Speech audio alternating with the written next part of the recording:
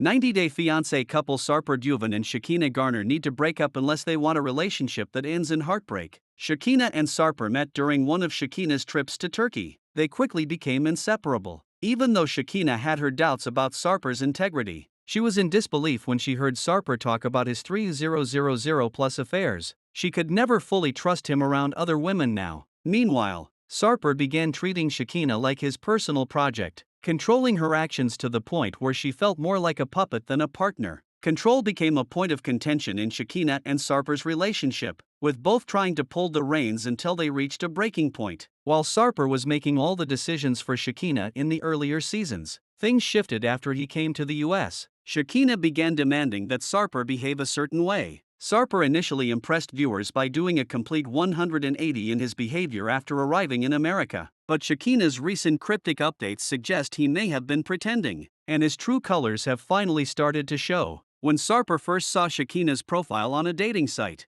it wasn't just her unique name that caught his eye. The pictures in her profile showed off her impressive physique. Sarper thought the photos were so different and wanted to meet her. He thought she looked like a sex bomb. Sarper thought of his tough guy persona and admitted he wasn't expecting too much from the date other than a one-night stand. While the first date was magical, Sarper was in a bind the next day when Shekinah asked to meet up again. Sarper had tried to cancel the date. However, Shekinah showed up at his home to look after him. Sarper wasn't expecting it. It's not known if Shekinah knew Sarper had been with two women that same day. Perhaps she would have been better as just another name among the 3,000+ women listed in Sarper's diary. Surely, he had never expected to see Shekinah again after she left for the US. When Shekinah said she was moving to Turkey on 90-day fiancé, the other way, it was somewhat of a half-truth. Shekinah wasn't relocating to Sarper's country by leaving everything she had behind. Shekinah flew back every few weeks to spend time with her daughter Sophie, who was in boarding school. She also had her business to take care of in California and never showed any interest in moving to Turkey. If Shekinah wanted to, she could have explored career options as an esthetician there, but she never made Turkey her home. It was Sarper who paid for all the flights Shekinah took to and from Turkey. He also made sure he paid for everything when they were living together. She told Parade in an interview that whenever she was in Turkey, she saved a lot of money because she never reached for her wallet. Shekinah admitted Sarper was dipping into his savings for her, and she sometimes felt bad about it. However, it's not like she was going to offer to help him. While Shekinah was living off Sarper and using his savings, Sarper's source of income had been greatly affected.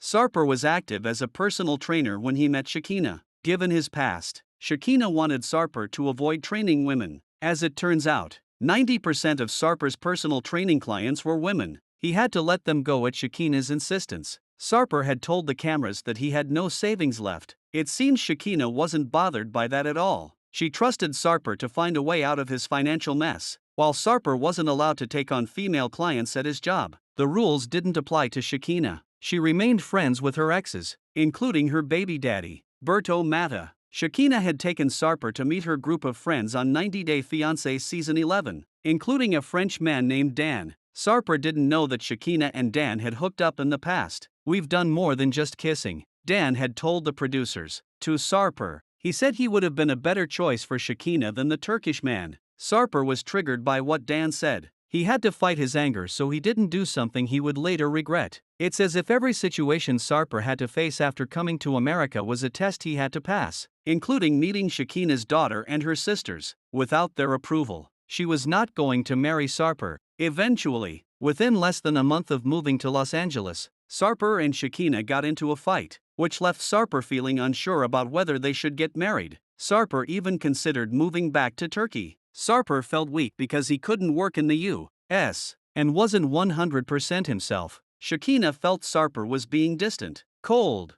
rude, dismissive, but Sarper tried to tell her he was depressed. Shekinah questioned why Sarper felt this way without showing him any empathy. Sarper couldn't recognize the woman he's known for 2.5 years and couldn't understand why she was being so hard on him. "The version of me that you get depends on how you treat me," Shekinah told him. Shekinah could see how Sarper, who was used to being independent, had been uprooted from his surroundings, but she didn't like that he was taking out his frustrations on her. While it looks like Sarper and Shekinah have gotten married since he's been living in the US for almost a year now, Shekinah's recent interactions with fans on Instagram prove their relationship still hasn't improved. "Nothing about this is easy," Shekinah told a fan on Instagram, via 90-day fiancé _Alexa, when asked if she and Sarper were okay. Shekinah hinted at them going through a rough patch. She even said fans would probably not see them anymore in any new seasons. 90-Day Fiancé viewers suspect that Shekinah and Sarper could be heading to couples therapy after this season. It's probably for the best since Sarper and Shekinah's fights are getting tough to watch. Their interactions are toxic, and it seems neither of them will ever be happy as they continue being with each other.